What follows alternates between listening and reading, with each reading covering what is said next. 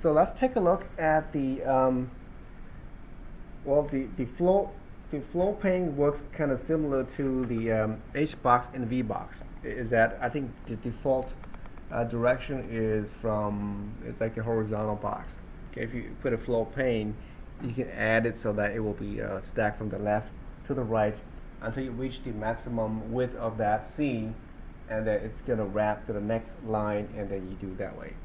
Or you prefer, you can set the orientation so that you can force it so that objects will be added from in a vertical manner. So you can set that up as well. So you can choose between those. But I want to look at the one of the panes in here, which is where is it?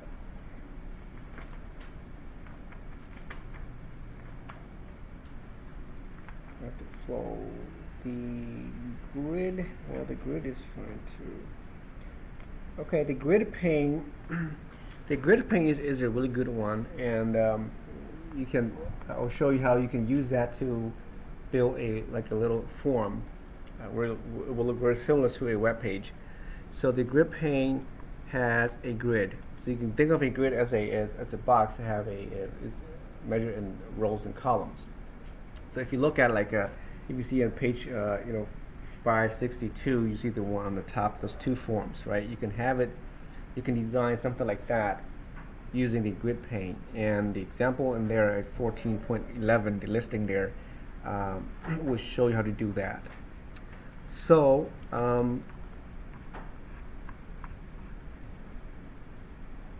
but before we do that, let's just say we start from scratch. Okay, I want to show you how to start from scratch. Let's just say we close this application, and in the same src here, we're going to add a new package, not application, but we add a new one. So you click on this icon here next to the C, or go new package. Okay, so package name. Now usually in Java, or if you build applications for mobile and things like that, you want to build the name of the package would have a dot something, and usually it's very common to use a domain for website. Okay, so usually we have com dot maybe JavaFX dot ch14, like that. Okay, so that is the name of your package, and you make it unique. That is the idea. You make it as unique as you can. So each dot there represents a folder. Okay, so the com, you see it's a folder called com, and then inside the folder you have a JavaFX, and inside the folder you have a ch14. Okay, so if you click that here, finish, you see that it looks just like a package name here. But if you go and look at the actual source file, you'll see that you have 3 folders here. Okay, again, you just make it so it's unique, and very common to have it this way. It's like a domain name in reverse order. So you have a subdomain called ch14, domain JavaFX, and .com. Okay, so when you build applications, you will see that in this order. So now inside here, we're going to create a class. Okay, so we create a class. It's just a regular class. We will call it, what should we call it? Maybe multiple stage, or multiple stage, or multi-stage, or what you call it. That's fine. And we're going to add the constructor, and we are just going to add a constructor and just click OK. The superclass here, notice it has superclass JavaLang object. If you want, you can go and browse, and you can type in here the application. Okay, if you do that, then you should see that JavaFX application. If you click it here, then it will add that for you automatically. Okay, but I'm not gonna do. I'm gonna add the class manually. So if you click finish now, it looks just like your regular class before, right? Your regular function. You have a constructor. Actually, we don't need this constructor. We can take this out. Okay, so this is our usual Java application. We have a package name, and then the class name, and then we have our regular method here, right? So now to make this a JavaFX application, we have to extend the application class. Okay, so make sure you do that first. And as soon as you do that, you see this red line, and just make sure you go ahead and mouse over this and then import the JavaFX application. Okay, just make sure it has to be the JavaFX application. Click that, it will import that for us, and then now you have a line under the class name. If you mouse over this, it says you have to implement the abstract method application.start. So again, you just go here and click. It says add all the implemented methods. If there are more than one, then all of those will be added automatically for you, which is nice. If there is only one, then it will add it for you. So here we have this same method called start added for us automatically. Let me remove this with our main and then our method here. So it adds the primary stage here for us. You may have a different value. It might say arg 0 or something like that. Okay, it depends, but it doesn't matter. You can change that to anything you want. So usually in a regular Java application, you will start from the main method here, right? And then everything else starts from there. This is the main entry.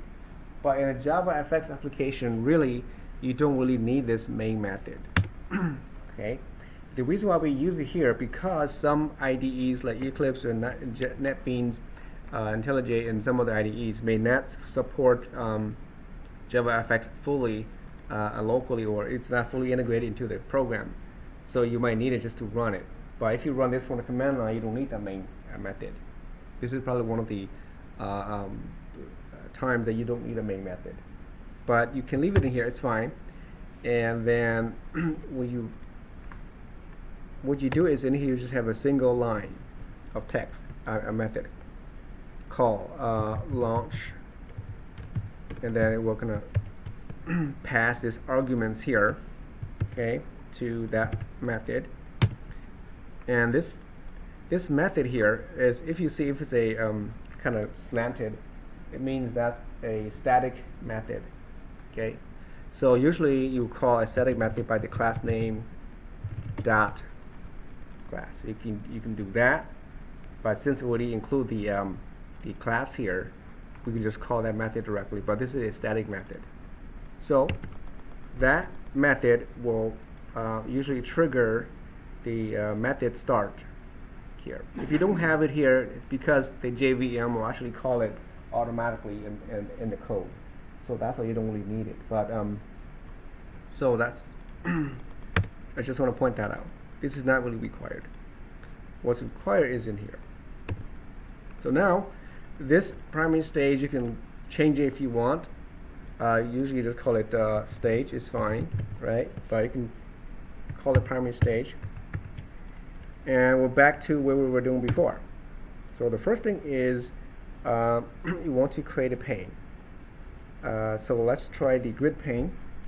Okay, so I go grid pane, and then the name of that pane will be I don't know, just give me GD pane. Let's go to new grid pane. So now we have to import the grid pane class. So again, make sure you choose the JavaFX scene layout, and that should add it up here. So in this pane, we're going to add some labels. So label will be similar to like a web page. So you have a label, and then we call LBL. Let's just say we're going to call the you know, I don't know, username. Okay, equals label, new label, and then we can add a text right away. User name. That is just text. So again, we want to import this label class. You can do all at once or do later, it's fine. And then we add another label. This will be the password, right? New label and then password.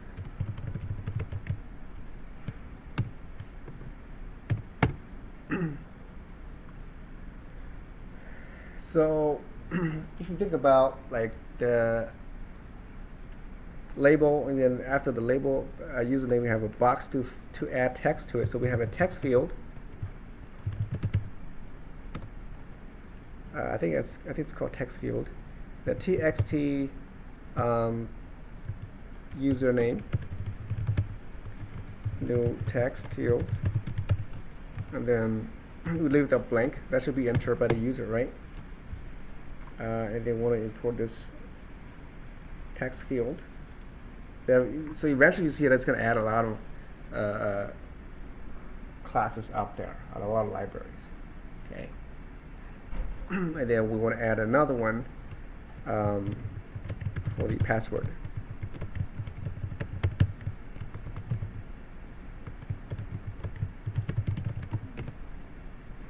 Okay.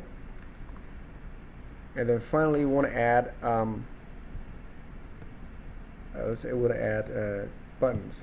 So button, btn, submit, so go to new button, submit, then we have one called button, cancel or clear. I call it clear. So if you look at this, it's like a web application. And then just import the button class. So there's our controls. So these are controls. And then we have a pane. We have a stage. So now we just need to create a scene. And then we need to add this pane, GD pane, to the scene. So we can go down here before we forget. We go scene is equal to, scene, I just call it scene for now, it's fine. Scene, lowercase, new scene, and then we have to add the scene GD pane. And then the window size, we can go like, maybe like 500. Width, and then height will be, let's just say 250, half of that. Let's see how that looks. And then we need to import the scene from JavaFX scene. Okay.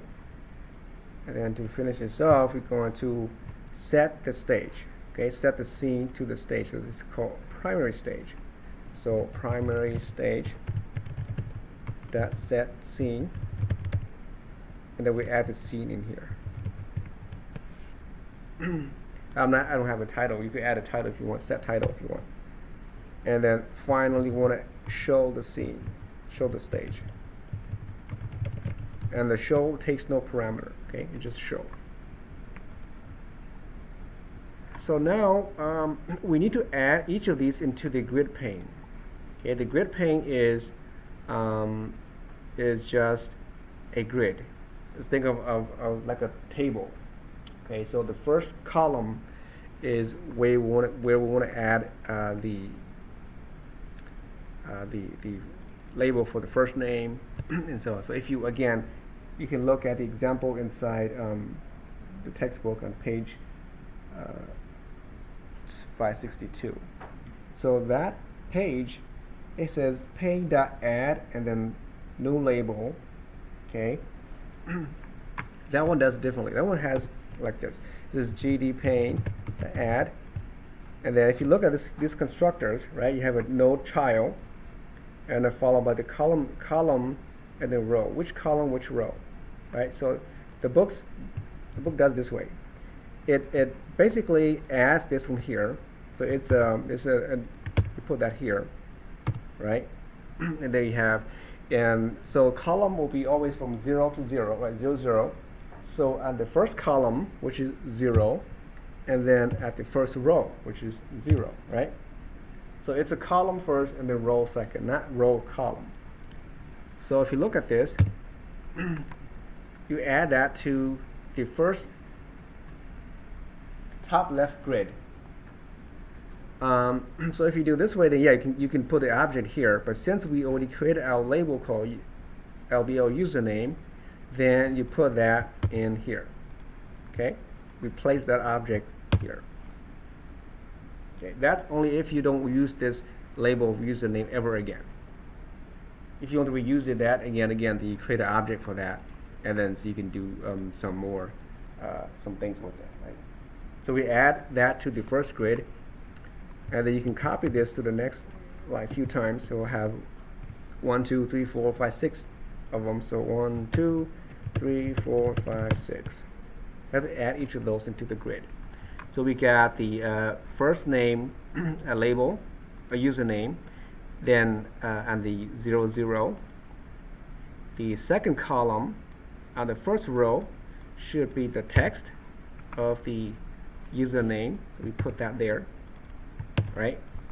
So the label, and then followed by the next column in the first row, and so on.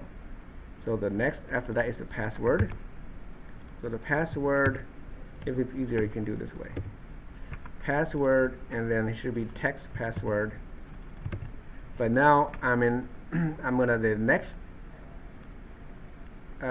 row already. It's kind of odd how to put that in the last. So the next row down at the first column, the label is, and then at the that column, second column at the second row. Okay, second column, second row, and then the buttons on the bottom. So this will be the submit. I put it here, and then the clear. I can put it here. Now this one's going to be 0 column, the third row. That's number 2, and then second column, third row. Okay, so we'll see how confused that can get, right? Unlike Visual Basic, in Visual Basic you can just drag and drop all these controls directly to the scene, but here you can't. So you have to write everything in code. And you can always test it out. Okay, so we'll see how that looks like. And if you save it now, so we add that pane to the scene already. We'll add to the stage, and then we're just ready to show. So let's see if this works. So there it is. As you can see, everything is like top left, right? So you need some padding, and you can put padding. If you think, you know what, so you can move this around, add padding to it. This thing, something called the H gap for horizontal gap, and then the vertical gap. Something called the inset as well. Inset is like the border around it, the padding around it. So you can add that in there. So to do that, let's in this pane here, we could have the border around that. So you can go like GD pane that set padding. Okay, it says it needs an insets value. So insets here is the object. So what it is basically some values around the box, some padding. It's like a margin, and it's an object. So every time I see an object, again, if you just see here, inset object, right? So you can do it this way, inset, and then inset is equal to new inset. So you can see there's a lot of objects in here, and then you're passing some numbers. So you can take the top, right, bottom, left, right? This is like a margin. So just say for 10, 10, 10, 10. Okay, and again, this is a class, so you want to import that as well as the geometry. If you want to use the inset many times, you create an object. Otherwise, you could just put this here, right inside here, like that, right? And that should be fine too. But let's just say we create an object for that, and we'll use this again later. So you put that in here, and then now I have set a 10 pixel margin around it. Okay, so let's see if that does the trick. Yeah, just a little bit. You can see a little bit space here around it. Okay. And if you want space between these buttons and these text fields, then you can use the H gap and V gap I think, don't remember, but I think set V gap, yeah, set V gap and set vertical gap and set H gap. So again, this is just a double value, so you can put like maybe another 10 pixels for the vertical, and you can do the same for the horizontal. Set H gap, and then you put a 10 there as well, and see if that makes any difference. Probably should. If you run that, and you'll see they have some spaces. So there you go. And if you think this button here should start over here, then you would, how would you change that? How would you move so that these two buttons are shifted all the way to the right? Not right, but aligns with the text fields. Change the grid that they're in? The grid? Yeah. Yeah. To what? So the submit button should take the clear button, right?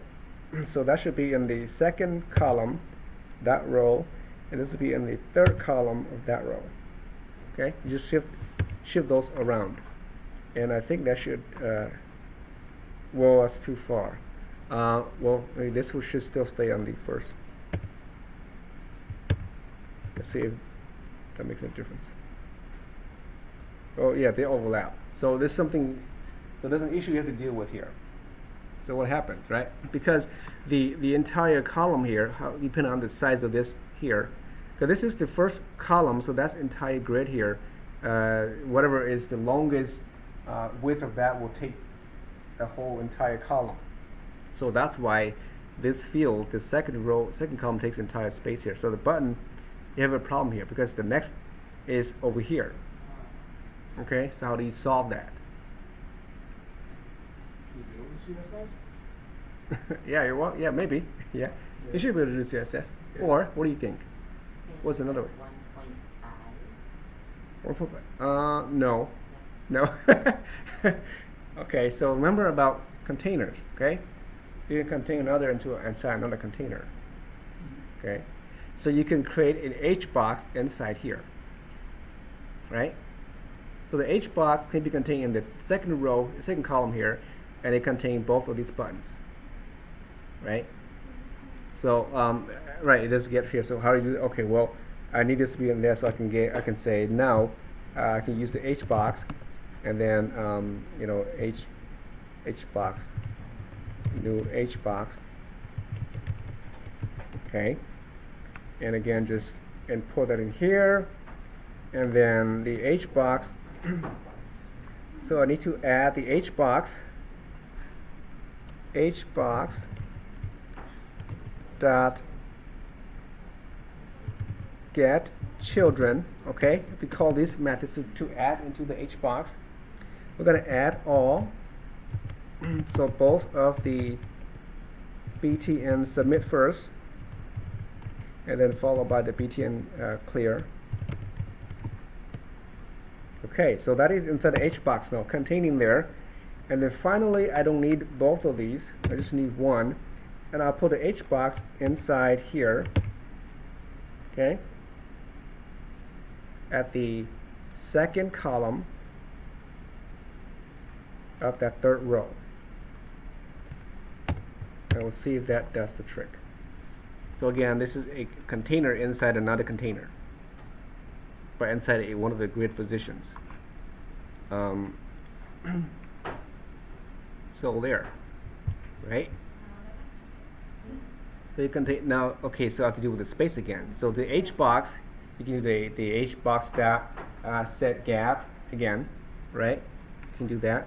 So you deal with is there a horizontal or vertical? It's a horizontal gap, right? So in the H box here, you can now go and say H box set H gap.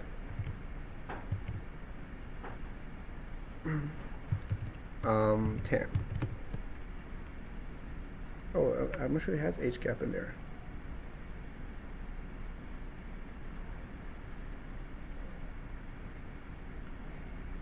Small g maybe.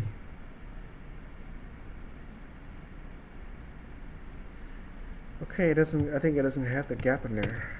It doesn't have it. Yeah, it doesn't have it. Nope. So we have to figure something else. Yeah, I don't remember. But you can certainly maybe the padding on the buttons. You could do, I mean, maybe the padding, or again CSS. Use CSS to do that. But anyway, so you have that layout, so you can see that you can have a container inside a container, and so on. So you can do text here. When you read text fields, we'll do this next time. You have to create an event for these buttons here. So when you click it, like in Visual Basic, you click it, it triggers an event. So what do you do with the text? Okay, so we'll read the text into another variable name, and then we'll use those data to do something else.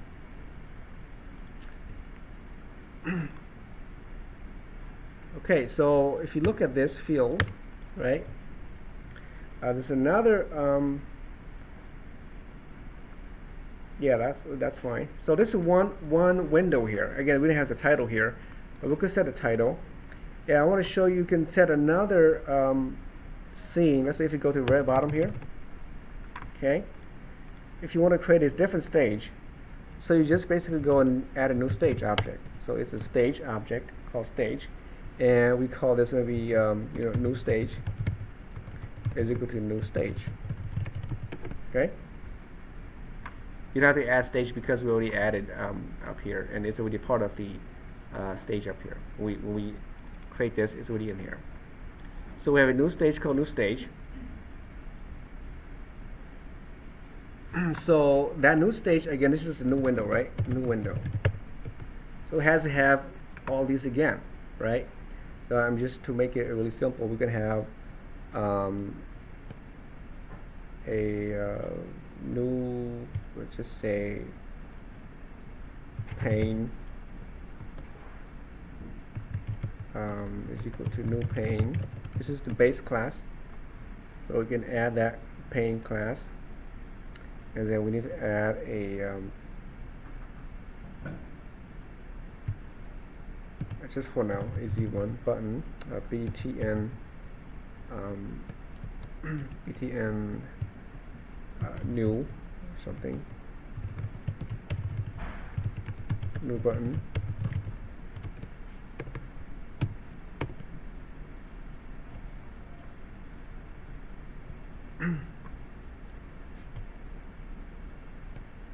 And then we're going to add the button to the pane.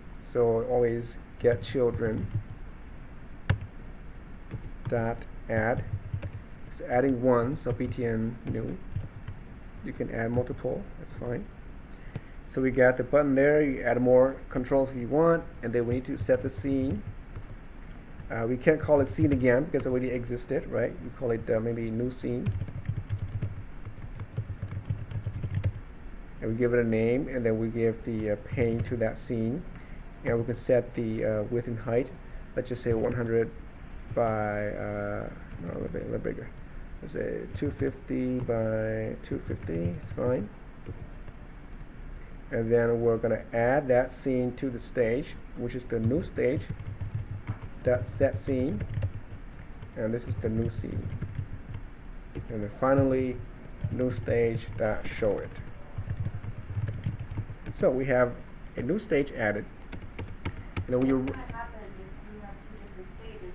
Do you have to highlight one in order to show one, or will both pop up? What do you think? What's your guess? Both are going to pop up? Yeah, that's all I can think of. That's your final answer? Yeah. Okay, let's find out. And sure it is. Yeah. Okay, so you have two separate windows. This is the child of this. We can think of it that way, but that's you. But they're completely independent. So it doesn't mean if I close this, this is going to close. Okay, if I close this, and they should still exist. Okay, and they're independent. So again, if we run this again, unlike Visual Basic. In Visual Basic, if you close the parent one, then the other child closes. So you can set it so that they are modal and non-modal. But so here I have a second window here, and so on. So you can pass data from one scene to the next, from one stage to the next stage, and that's going to be advanced we'll do later on. But let's show you that you can have multiple stages. If you want to add another one, it's very easy, right? Just grab all these here, and add it again. So I can do this and add it here, and then call this one new stage 2. I think it's 2, 2, you know, 2, and then 2, and then 2, 2, 2, right? 2. So we run it again, Control F11, and now I have 3. Well, that one didn't show up because I think I duplicated something. Okay, so you can have multiple stages. Only thing is, when you run these applications, make sure that you close them. Okay, so if I run this again, I'm down back to the 2 frames, 2 screens. If I do this, and let's just say, oh, okay, it's cool. I closed that. I forgot to close that one. I leave it on, and then I did some coding. I run it again. Okay. Oh, okay. All right. Okay. Okay, that's cool. Leave that open. Okay, and do it again. Okay. So these will stay active. Okay, and they will use a lot of resources in your machine. So just You just doing it over and over again, you're just gonna have a whole bunch of windows. yeah, yeah. So just so make sure when you want to go back into the code, just close all the windows. Okay, so if you see the little Java icon here, that means one of those windows is active. Just close it. Okay, if you don't have a lot of them, and they'll use a lot of resources, and your system will be really slow. So what's going on? Okay. Of course, this is you can just make sure that everything you learn in Java 1 can be applied here. So all those if blocks and all the statements you can read from the user. I can wrap this inside an if you know, block here. Only show that when something is true, right? We can say when n is equal to is greater than 3 or something like that. You can do all these stuff in here. Okay, I can say again scanner, right? Input is equal to new scanner. If you remember all these scanner, right? You can read from the control there, or you can do the easy one. You can do like the remember the int n is equal to int that wait int integer first int I forget right. You can do like the J option pane dot of what is it, show input dialog, and you say enter a number.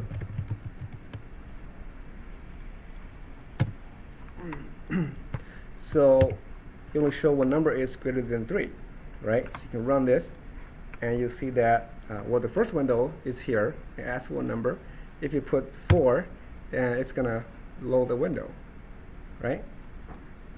So if you run again, if you put a number less than 3, which is 2, then you don't see the window. Okay, so all these are applicable to the application. So when you do your final project, you can use a pop-up window to ask for the survey questions, or you can have it this way. It will list all these stuff in what you answer. You pick a radio box button, and then you can submit those. And we'll learn those in chapter 15 and 16. All right, I know there's a lot of things I didn't get to cover, and I don't know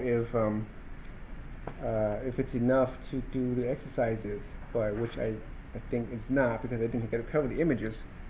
But just make sure that when you do the image view, again, read the chapter and do the examples here. So I put that in the practice. Just be sure you practice these. And one thing I want to make sure about the image. Okay, one thing I want to show you, if I have the textbook here. So if the assignment is going to ask you to do 1, 2, 3, I think, and then 7 and 8. Okay, it deals with images. Again, study the circles, how you create circle, and then the rectangles. Those are pretty straightforward.